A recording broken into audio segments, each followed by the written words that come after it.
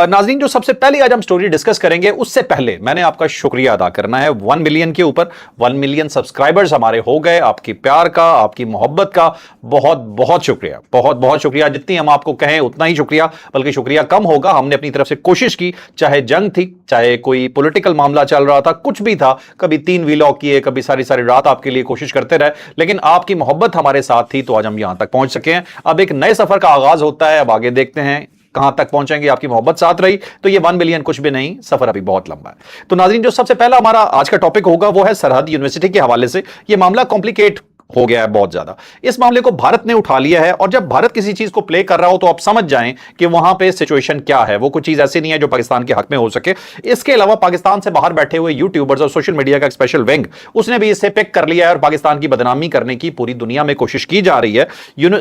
कुछ तो आपने वाकया ये सुन लिया होगा, लेकिन हमने एक काम किया आपके लिए कि स्पेशली इन्वेस्टिगेशन की, तमाम मामलात को, तमाम सबूतों को, चीजों को इकट्ठा किया, और अब एक पूरी स्टोरी जो हुई है इन एक्चुअल तमाम चीजों के साथ अब आपको बताने जा रहे हैं कि यह वाकया बेसिकली था क्या, गलती किसकी थी, हुआ क्या है। बाकी बहुत ही जबरदस्त खबरें मौजूद हैं, लेकिन वो खबरों की डिटेल इसके बाद। सबसे पहले जावेद चौधरी साहब, आपको वेलकम कहते हैं शो में। बहुत आपकी मेहरबानी, बहुत शुक्रिया, और आपको मुबारक हो। बहुत आपको भी बहुत बहुत मुबारक हो, आपकी वजह से हुआ, आपके बगैर ये बिल्कुल मुमकिन नहीं था।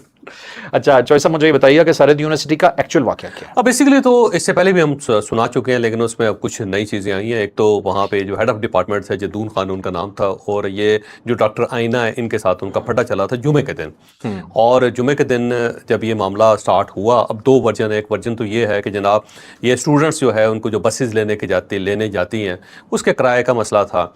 तो डॉक्टर आइना जो थी वो कह रही थी कि किराया देना पड़ेगा स्टूडेंट्स को, क्योंकि फ्यूल की कीमतें बहुत ज़्यादा हो गई हैं। डॉक्टर जदून ये कह रहे थे कि नहीं, स्टूडेंट्स के साथ ज़्यादती है, नहीं होना चाहिए। इस पे फड्डा हो गया। दूसरा कुछ लोग कहते हैं कि नहीं, क्योंकि डॉक्टर जदून को फ़ारिग कर दिया गया था, और ये जो डॉक्टर आइना है ये तरह ज़्यादा मजबूत हो गई। पहली बात तो ये है कि वहाँ पे सारे पख्तून हैं, ये डॉक्टर जदून भी पख्तून है, और उसके साथ साथ जो कर्नल साहब हैं वो भी 4 सदा के रहने वाले हैं। ये जो खातून हैं डॉक्टर आइना, ये भी जो पश्तून है, और जो स्टूडेंट्स हैं वो भी पश्तून है। तो सारे यहाँ पे सारे के सारे जो ऑलमोस्ट समझे कि जो झगड़ा हुआ है सारा पश्तूनों के दरमियान हुआ है। इसके अंदर पंजाबी फैक्टर कोई नहीं है। वो जो कहा जाता है ना कि अगर फर्ज करें यहाँ पे किसी जगह को पंजाबी होते तो उन्होंने कहना पंजाबी होते ही ऐसे, जबकि इस सारे कज़िये के अंदर खुशकिस्मती से कोई पंजाबी इन्वॉल्व ही नहीं। सिर्फ इलाका पंजाब का, सिर्फ इलाका पंजाब का, सिर्फ रावलपिंडी है, रावलपिंडी। अच्छा, उसके बाद ये हुआ कि फ्राइडे को फिर मैडम ने, डॉक्टर आइना ने पुलिस को कॉल कर ली 15 पे, क्योंकि डॉक्टर जदून ने उनको गाली देती थी। और उसके ऊपर फिर ये मामला जो है पुलिस स्टेशन चला गया, और वहाँ पे फिर यूनिवर्सिटी ने रिक्वेस्ट करके डॉक्टर आइना से फिर वो सारा केस वापस लिया। वापस लेके डॉक्टर जदून को फ़ारिग कर दिया गया। उसके बाद ये मंडे, आज सोमवार आ गया। जब सोमवार आ गया तो डॉक्टर जदून ने तालिब इल्म स्टूडेंट्स को अपने साथ में लाया हुआ था, उन सब से कहा कि आप प्रोटेस्ट करें कि मुझे फ़ारिग कर दिया गया। तो वो प्रोटेस्ट स्टूडेंट्स ने करना शुरू कर दिया। उन्होंने अंदर से लॉक कर दिया स्टूडेंट्स को, और बाकी जो टीचर्स हैं उनको आने नहीं दे रहे थे अंदर, और इस किस्म का एक क्यास और कन्फ्यूजन वहाँ पे फैल गया। बहरहाल मीनवाइल डॉक्टर आइना जो थी वहाँ पे पहुंची, उन्होंने स्टूडेंट्स के साथ बात करने की कोशिश की। एक स्टूडेंट ज़्यादा उछल कूद कर रहा था, ज़्यादा बदतमीज़ी कर रहा था। तो मैडम ने उससे पूछा कि आपका ताल्लुक किस डिपार्टमेंट से है, तो पता चला कि वो इस डिपार्टमेंट से है ही नहीं, किसी और डिपार्टमेंट से आया हुआ है। जो मसला चल रहा है ये हेल्थ साइंसेज डिपार्टमेंट का है, हेल्थ साइंस डिपार्टमेंट का, अप्लाइड हेल्थ साइंसेज। अच्छा चौधरी साहब, इसमें हम थोड़ा सा चीज़ को मजीद एक्सप्लेन कर देते हैं लोगों को। कर्नल साहब, इनका नाम कर्नल असफंद यार है। हाँ जी। जो इनकी वाइफ हैं उनका नाम है डॉक्टर आइना। जो डॉक्टर जदून है दूसरे, वो ये हेड ऑफ डिपार्टमेंट है, और पहले डायरेक्टर स्टूडेंट अफेयर भी थे, और अब स्टूडेंट अफेयर्स दे दिया गया था डॉक्टर आइना को। वहां से निकाल के डॉक्टर जदून ये चाहते थे कि वापस मैं अपनी पोजीशन पे आ जाऊं। ठीक है, इन्होंने बदतमीजी की डॉक्टर आइना से, उन्होंने कंप्लेन की पुलिस में, ये लोग थाने गए जुमे के दिन। हाँ, जुमे के दिन। अब जुमे वाले दिन डॉक्टर आइना ने वहां माफ कर दिया यूनिवर्सिटी इंतजामिया के कहने पे, और मामला सेटल हो गया। उसके बाद मंडे को स्टूडेंट्स को इन्होंने इकट्ठा कर लिया, और डॉक्टर जदून की अब पिक्चर भी आ गया कि डॉक्टर जदून भी उन स्टूडेंट्स के अंदर मौजूद था। अच्छा। कुछ लोगों का कहना है कि वो आज छुट्टी पे थे, लेकिन अब जो पिक्चर्स आ रही हैं, तस्वीरें आ रही हैं, उसके अंदर वो कर्नल साहब के सामने नजर आ रहे हैं। और ये एहतजाज उन्होंने करवाया, स्टूडेंट्स ने गेट बंद कर लिया, किसी को अंदर नहीं आने दे रहे थे, ना फैकल्टी को ना स्टूडेंट्स को।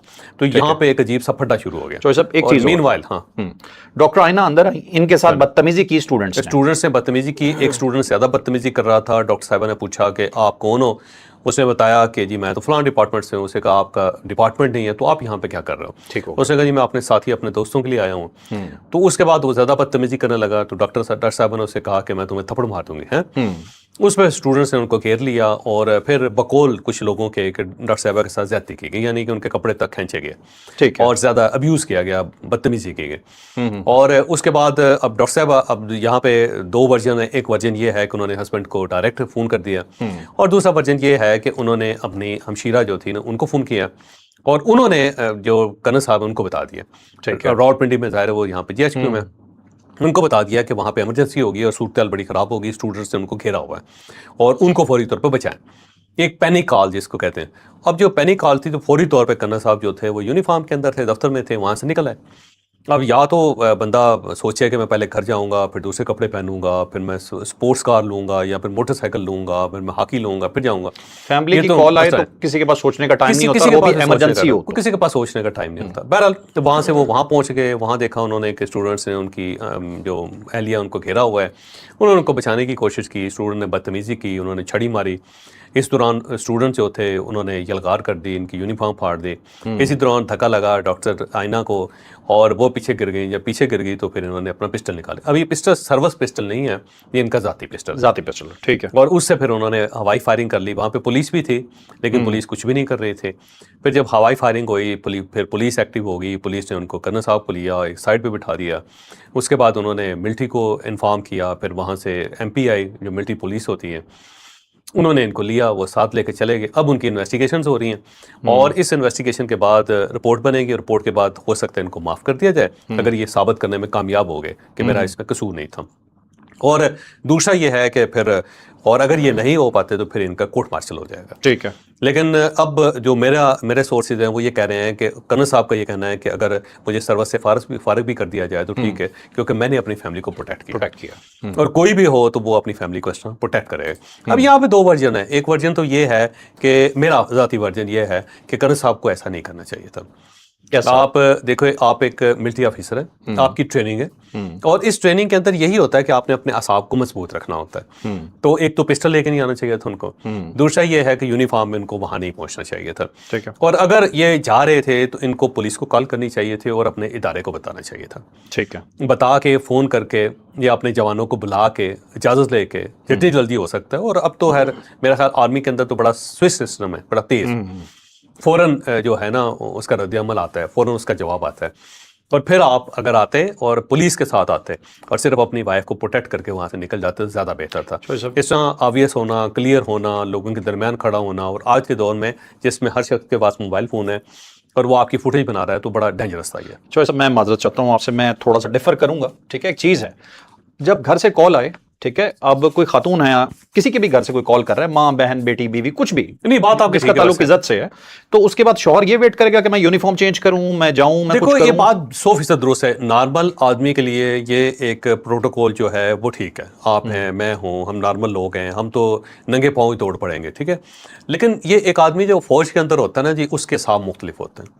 اس نے ہر قسم کا کرائسس دیکھا ہوتا ہے. میں معذرت چاہتا ہوں, ایسا نہیں ہو سکتا. وہ پہلے انسان ہے, بعد میں فوجی ہے.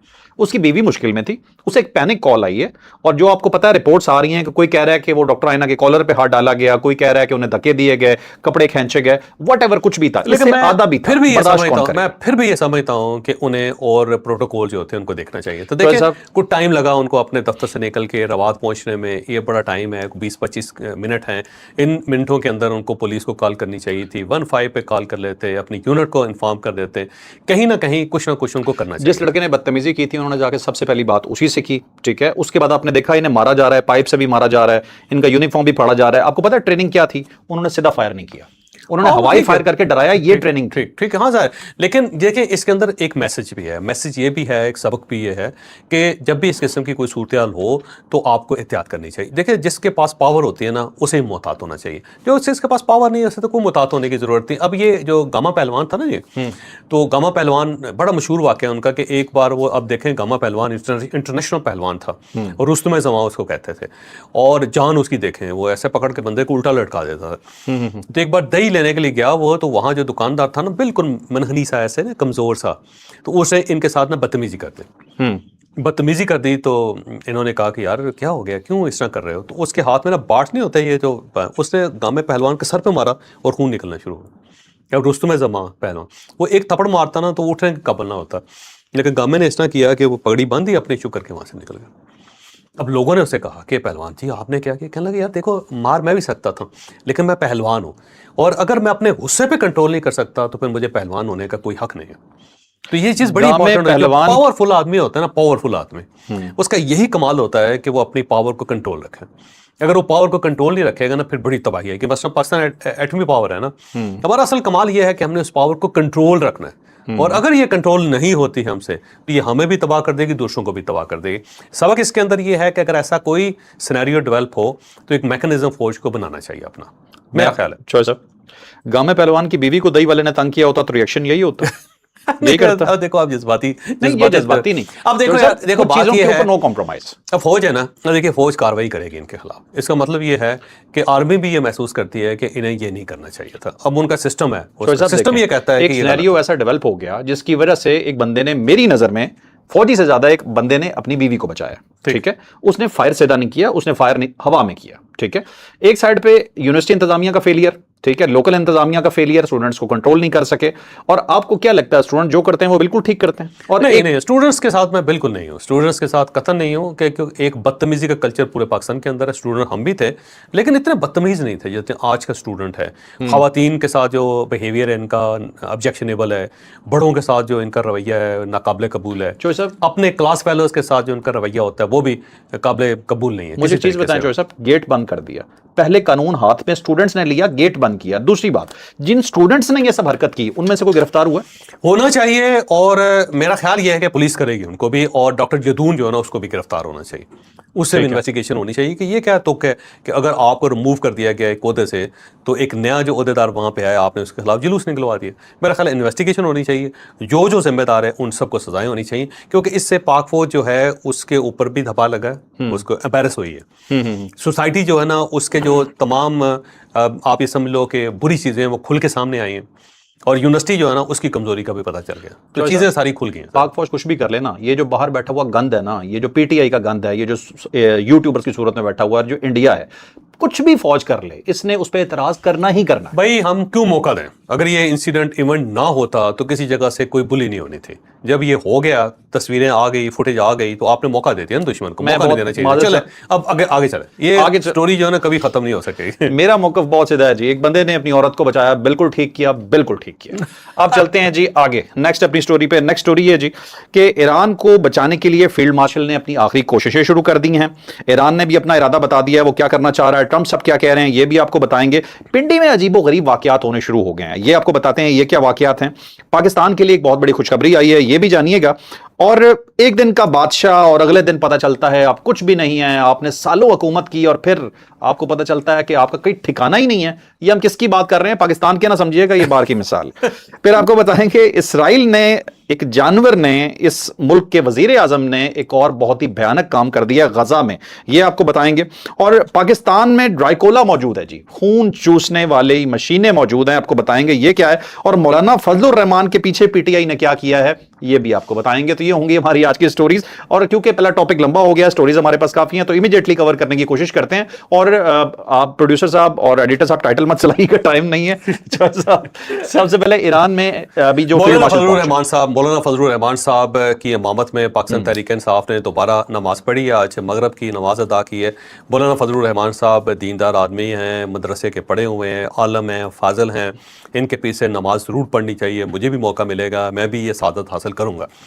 لیکن پاکستان تحریک انصاف کا نماز پڑھنا جو ہے نا وہ بڑا عجیب و غریب سا محسوس ہوتا ہے, کیونکہ یہی وہ مولانا فضل الرحمان ہے جن کے خلاف عمران خان صاحب نے ہمیشہ کمپین کی, تقریر کی. کیا کہتے تھے؟ کچھ کہتے تھے ان کو, میں مولانا کی عزت ہے, میں وہ الفاظ دہرانا نہیں چاہتا. آپ تھوڑی کہہ رہے ہیں. نہیں, وہ میرا خیال ہے اسد کیسر صاحب سے پوچھنا چاہیے کہ کیا کہتے تھے, علی محمد خان صاحب سے پوچھنا چاہیے, بیرسٹر گوہر صاحب سے پوچھنا چاہیے, سلمان اکرم راجہ صاحب سے پوچھنا چاہیے, جنید خان صاحب سے پوچھنا چاہیے, اور ساتھ ساتھ نا سہیل آفریدی صاحب سے پوچھنا چاہیے. مولانا جو تھے نا 2014 کا جو جلسہ تھا نا اس میں ہر تقریب میں مولانا فضل الرحمان صاحب کا نام لیا جاتا تھا, نیچے سے نعرے لگتے تھے. لیکن انسان کی مجبوری دیکھیں, بلکہ اقتدار کی مجبوریاں دیکھیں کہ آپ کو پھر نماز پڑھنی پڑتی ہے ان کے پیچھے, اور پڑھ کے تو یہ بتانا پڑتا ہے کہ آپ سے بڑا آدمی کوئی نہیں ہے. صحیح, یہ مجبوری ہے. تو میں پاکستان تحریک انصاف کی مجبوری کے اوپر ترس آ رہا ہے مجھے ویسے بہت زیادہ. میرا خیال ہے حکومت پاکستان کو سوچنا چاہیے کہ بیچارے اس لیول تک چلے گئے ہیں, آپ کو مہربانی کرتے ہیں, کیا کریں, گورنمنٹ دے رہے ہیں, کیا کریں, آپ بتائیں. جوئی صاحب آپ نے وقت کی بات کی تو وقت کی اسٹوری میں ایک اور شامل کر لیتا ہوں اندر. مفتی اعظم شیخ احمد ہیں, یہ شام کے مفتی اعظم, ٹھیک ہے, عمر قید کی انہیں سزا ہوئی ہے. یہ 2005 سے لے کے 2021 تک مفتی اعظم تھے شام کے. بس یہ وقت کی بات ہوتی ہے. وہ تو نا سنسو جیسے آرٹ آف وار لکھی تھی جس کے اوپر چائنا ڈیولپ ہوا ہے. 7 پرنسپل ہے چائنا کے, اور اس کے اندر جو تیسرا پرنسپل ہے وہ ٹائمنگ ہے. کہتے ہیں وقت ہوتا ہے, وقت کا انتظار کریں. وقت بڑی ظالم چیز ہوتی ہے. وہ میں گووندا جو تھا نا اداکار, جو اس کا ایک کلپ سن رہا تھا, اسے کہا کہ ایک وقت تھا کہ میں سیٹ کے اوپر لیٹ آتا تھا. جب میں لیٹ آتا تھا کسی بندے نے اعتراض نہیں کیا کبھی بھی. میں اگر 24 گھنٹے لیٹ بھی ہو جاتا تھا نا, سب وہاں پہ تیار کھڑے ہوتے تھے. کہتے جب میرا وقت تبدیل ہوا تو ہر آدمی نے اعتراض کرنا شروع کر دیا کہ گووندا صاحب وقت پہ کیوں نہیں آتے آپ نے کیا اپنے ماموں کا بیڑا سمجھا ہوا اس کو. اور کہنے لگا اس کے بعد مجھے محسوس ہوا کہ میں وہی ہوں, وقت بدل گیا. وقت بدل گیا. وقت کی بات. 16 سال مفتی اعظم صاحب کا کیا دبدبا ہوگا اپنے علاقے میں. لوگوں کو فتوے جاری کرتے ہوں گے, لوگوں کی طلاقیں ہو جاتی ہوں گی, لوگ ڈیفینشل ہو جاتے ہوں گے, حکومت کے ساتھ کیا کیا نہیں کرتے ہوں گے. وہ صرف وقت ختم ہو وقت ختم. بشار الاسد کے ساتھ تھے, رگڑے میں آ گئے. چوئی صاحب اگلی سٹوری ہماری چھوٹی سٹوری میں, چھوٹی نہیں انفیکٹ میری نظر میں یہ سب سے بڑی سٹوری ہے آج کی. وہ یہ ہے جی کہ ایک جانور نے حملہ کیا ہے غزہ پہ. ذرا یہ بتائیے. اسرائیلی پرائم منسٹر کے کہنے پہ اسرائیل کی فوج نے غزہ کے اوپر اٹیک کر دیا, مسجد کے اوپر حملہ کیا ہے. تو ابھی شہداء کی جو تعداد ہے وہ بڑھتی چلی جا رہی ہے. اب تک کی کتنی تعداد ہے دیکھا, 6 ہو چکے ہیں, اور زخمی جو ہیں 11-12 کے قریب لوگ زخمی ہیں. اور یہ درندہ. اور کل میں خبر پڑھ رہا تھا یروشلم پوسٹ کے اندر, اور اسرائیلی اور بھی چینلز کا یہ کہنا تھا کہ ہمارا سب کا خیال یہ ہے کہ الیکشن سے پہلے اس نے یا غزہ کے اوپر اٹیک کرنا ہے, یا پھر اس نے مغربی کنارے کے اوپر اٹیک کرنا ہے, یا لیبنان کے اوپر اٹیک کرنا ہے. لیکن یہ شام کے اوپر پلان کر رہا ہے, اور ساتھ ساتھ ترکیہ کے ساتھ جنگ لڑنے کے بارے میں سوچ رہا ہے نیتنیاہو. یہ پوری جنگ لڑے گا ترکیہ کے ساتھ, یہ صرف تھوڑا سا ٹک ٹک تنگ کرے گا. کچھ تنگ کرے گا. تو اس سے آپ اندازہ لگاؤ کہ یہ کرنا کیا چاہ رہے ہیں. شوہ صاحب مجھے ایک بات سمجھ نہیں آتی, جیسے آپ کو یاد ہے ایک زمانے میں پاکستان میں بم دھماکے ہوتے تھے, اور اللہ معاف کرے ہم لوگ اس حد تک جو ہے نا عادی ہو گئے تھے کہ اگر کم بندوں کی ڈیتھ ہوتی تھی تو ہم شکر ادا کرتے تھے کہ یار کچھ نہیں ہوا, آج کچھ نہیں ہوا, اس کے اوپر آج کچھ خوش ہوتے تھے. غزہ کے اندر یہ فلسطین کے اندر لاکھوں لوگ شہید ہو چکے ہیں, اور نام مسلم دنیا, پوری دنیا میں کسی کو احساس ہی نہیں. ٹریجڈی ہے, ہیومن ہسٹری کی بہت بڑی ٹریجڈی. جب ضمیر سو جاتے تھے ایسے ہی ہوتا. یہ گاجر مولیاں تو نہیں ہیں, یہ انسان. لیکن اب یہ جو ایران کی وجہ سے نا, ایران جنگ کی وجہ سے مسلم دنیا کے اندر ایک تبدیلی آ رہی ہے. اب دیکھتے ہیں اس سال کے آخر تک کیا صورتحال ہوتی ہے. چلے ایران پہ آتے ہیں.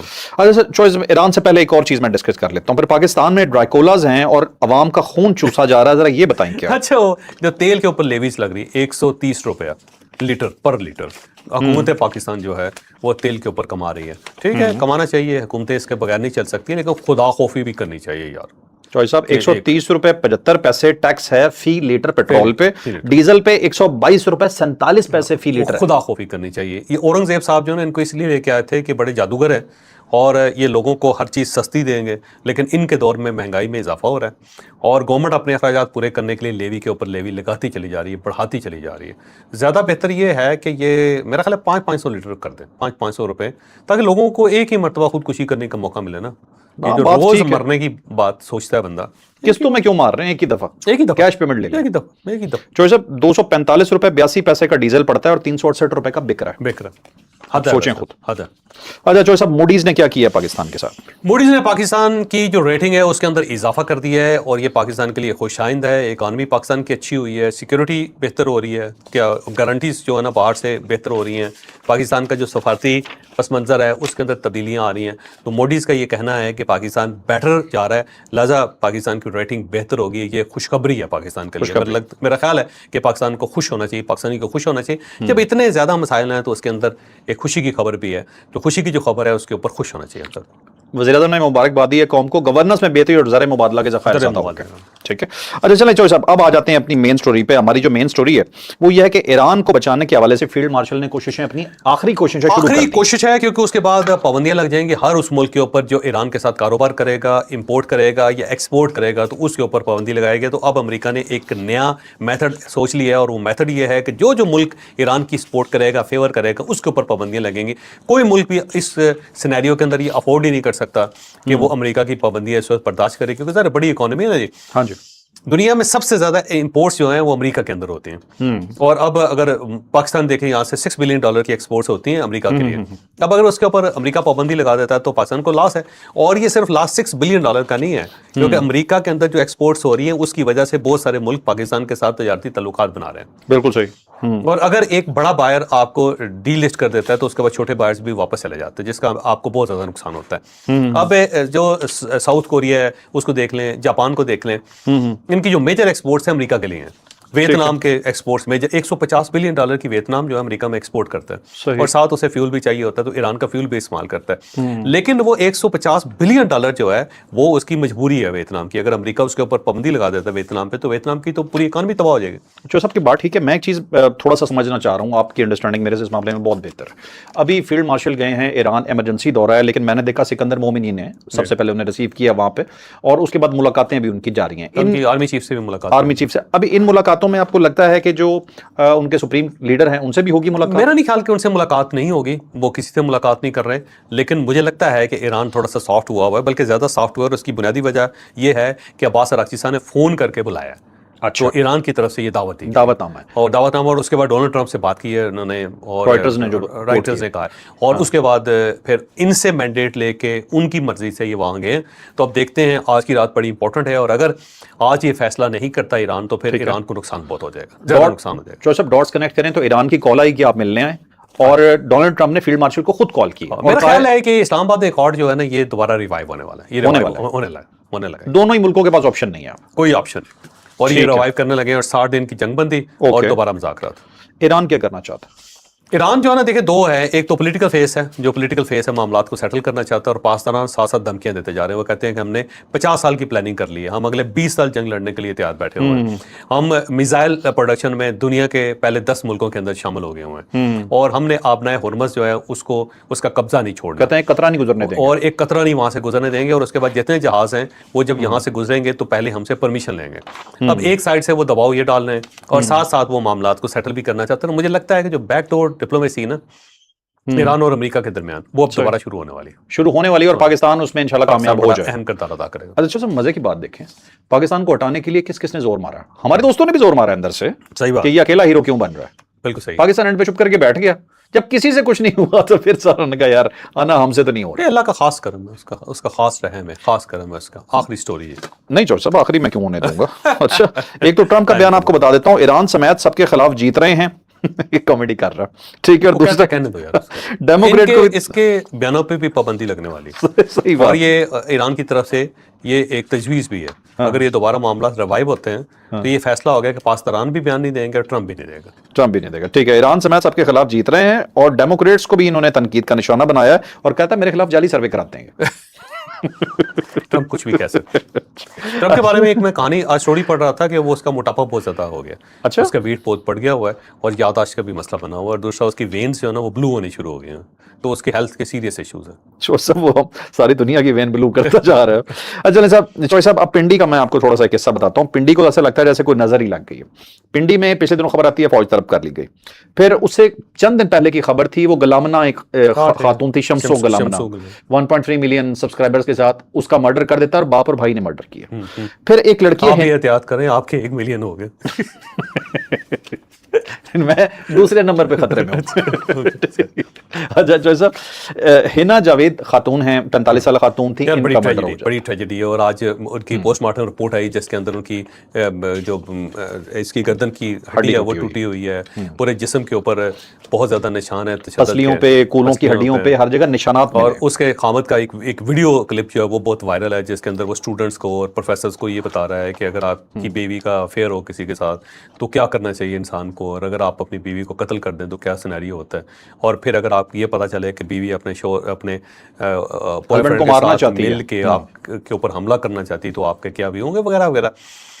लेकिन ट्रेजेडी है, देखिए बहुत सारे मसाइल को हल करने का तरीका ये भी होता है कि आप अलग हो जाए, सेपरेट हो जाए, हाँ सेपरेट हो जाए, आपकी नहीं बन रही अलग हो जाओ, बात खत्म। अलग हो, अलग दरिंदा बनने की क्या जरूरत। क्या जरूरत है। अब इस खातून के साथ जो हुआ है, सोशल मीडिया पे ये कंपेन बहुत ज्यादा चल रही है, हिना जावेद की। अब इनके साथ ये हुआ चौधरी साहब कि पहली रिपोर्ट आ गई है और डॉक्टर मारिया ने इनका किया है ये पोस्टमार्टम जो है, लेकिन अब इनका फोरेंसिक जो है ना मजीद होगा चीजों का, उसके बाद एक्चुअल कॉज ऑफ डेथ पता चलेगी। सही है, लेकिन वो शोहर जो उसने तस्लीम कर लिया कि मैंने मारा है। पुलिस ने जो डॉक्टर को बताया ना कि शौहर क्या कह रहा है, तो उसने कहा जी मैंने लटकाया था अंदर वॉशरूम में इन्हें गले से। वो मान गया, वो मान चुका है। अच्छा चौधरी साहब, दूसरा सरहद यूनिवर्सिटी का वाकया भी पिंडी में हो जाता है। ये पिंडी क्या हुआ गड़ा पिंडी? नहीं ऐसा नहीं है, बाज़ औक़ात जब आप फोकस कर लेते हैं ना चीज़ों को तो ज़्यादा आपको खबरें नजर आती है। बड़े शहरों के अंदर इस टाइप के वाकयात होते रहते हैं, किसी भी बड़े शहर में, लेकिन जब किसी चीज़ के ऊपर फोकस होता है ना आपको नजर आता है। बस ये देखिए पूरा कमरा है ना, इसके अंदर मुख्तलिफ कलर्स हैं। जब आपको मैं रेड कलर कहूँगा ना तो फिर आप रेड चीज़ों को देखना शुरू कर दोगे, आप उसको फोकस कर लोगे, जबकि यहाँ पे येलो भी है, ब्लू भी है, दूसरे कलर्स भी हैं, वो आपको नजर ही नहीं आएंगे। तो आजकल क्योंकि पिंडी के ऊपर फोकस किया हुआ पूरी दुनिया ने, लिहाजा यहाँ पे कोई भी वाकया होता है तो उसको बड़ा करके दिखाया जाता है। उसमें पाकिस्तान तहरीक इंसाफ के आपके दोस्त भी शामिल हैं और साथ साथ इंडिया भी शामिल है और इसराइल भी शामिल है। पाकिस्तान से रिलेटेड खबरों को हाईलाइट किया जाता है, रावलपिंडी से रिलेटेड और इस्लामाबाद से मुतल्लिका खबरों को बहुत हाईलाइट किया जाता है।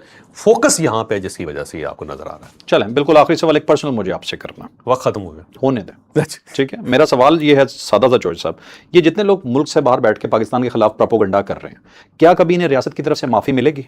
यार वक्त है, टाइमिंग है, मेरा नहीं ख्याल कि रियासत कभी माफ़ करेगी। रियासत को माफ़ भी नहीं करना चाहिए, लेकिन ये बेचारे बेवतन हो गए हुए, मुल्क छूट गया हुआ है इनका, बाहर बैठे हुए हैं, रो धो कर रहे हैं, रोने दो, धोने दो। ये मेंटल इकबाल जो है, सॉरी मतलब आफ्ताब इकबाल जो है, से खिसक गए हुए हैं, खिसकने दो यार, आपका क्या जाता है। मुल्क बहुत बड़ा है, ये स्टेट बड़ी है, अल्लाह ताला का फजल है इसके ऊपर बहुत ज़्यादा है। तो दो चार अगर इसके खिलाफ बात भी कर लेते तो क्या फ़र्क पड़ता। आपको मज़े की एक बात बताता हूँ, लतीफ़ा सुनाता हूँ, ठीक है, आपके लिए भी लतीफ़ा है। 3 इंटेलेक्चुअल्स आपस में बात कर रहे थे, एक का नाम था मोहित पीरज़ादा, एक का नाम था शहबाज गिल और एक का नाम था ARY में हुआ करते थे, वो साहब का नाम मेरे ज़हन से स्किप हो गया, साबिर शाकिर साहब, ठीक है।